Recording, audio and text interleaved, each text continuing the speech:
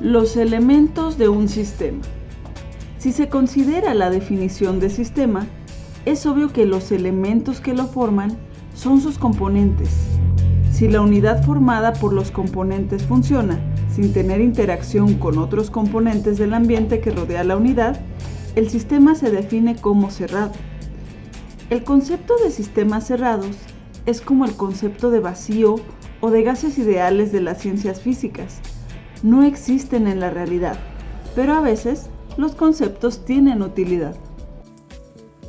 En el mundo real, los sistemas son abiertos, es decir, tienen interacción con el ambiente. Esta interacción resulta de entradas y salidas a la unidad. Al observar fenómenos reales y definir conjuntos de componentes que forman unidades, las fronteras entre unidades constituyen los límites de cada sistema. Hay ciertos elementos que todo sistema tiene.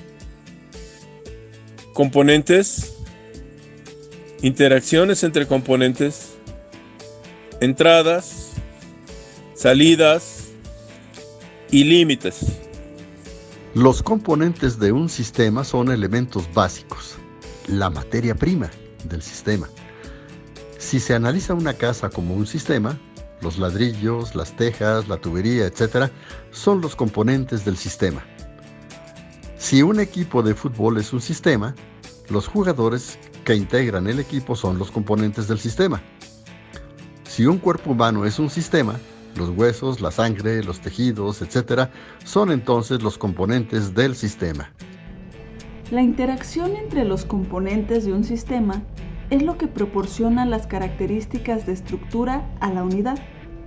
En esto reside la diferencia entre un montón de ladrillos y tejas y una casa.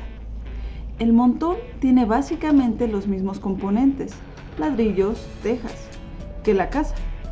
Pero la interacción entre los componentes es lo que proporciona la estructura y la forma a una casa. Dos cuerpos humanos pueden tener los mismos componentes, como músculos, huesos, etc., pero poseen apariencias, estructuras muy diferentes. Las entradas y salidas de un sistema son los flujos que entran y salen de la unidad. El proceso de recibir entradas y producir salidas es lo que da función a un sistema. Así como un motor que tiene la función de mover un automóvil, es un sistema que toma gasolina, entrada, y produce energía mecánica, salida, que lo mueve. Un hospital es un sistema con la función de recibir enfermos, entradas, y sanarlos, salidas. Muchas veces existen dificultades para definir los límites de un sistema. Hay que tomar en cuenta dos pautas en la definición de los límites de un sistema: el tipo de interacción entre componentes y el nivel de control sobre las entradas y salidas. Al analizar fenómenos reales, se verá que algunos componentes de estos van a tener interacción directa y otros solamente interacción indirecta entre sí. Por ejemplo, si se considera la población de una ciudad y se define a los habitantes individuales de ella como componentes, un estudio de la población indicaría que algunos individuos tienen contactos directos con sus familiares, en su iglesia, en su trabajo, y forman conjuntos de individuos. Sin embargo, estos solo tienen relaciones indirectas con otros individuos de la ciudad. Estos conjuntos de individuos con relación directa entre sí forman sistemas con límites que se han definido por el criterio del tipo de interacción. Cuando un flujo sale de un componente y entra a un conjunto de componentes y el conjunto no tiene control sobre la entrada del flujo, se puede asumir que este flujo es una entrada a un sistema y que existe un límite entre la unidad que produce el flujo, salida, y la unidad que lo recibe, la entrada. Por ejemplo, la precipitación es una entrada al sistema bosque, conjunto de componentes bióticos.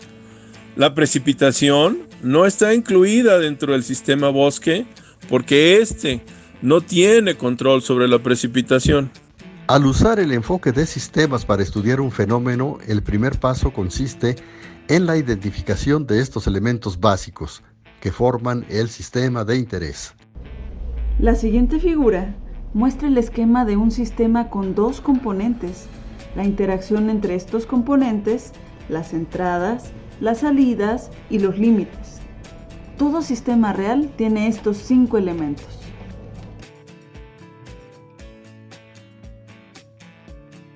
Conclusiones. Se han identificado las ventajas de adoptar la filosofía de comprender el concepto de sistemas como un método de investigación de la complejidad en la agricultura.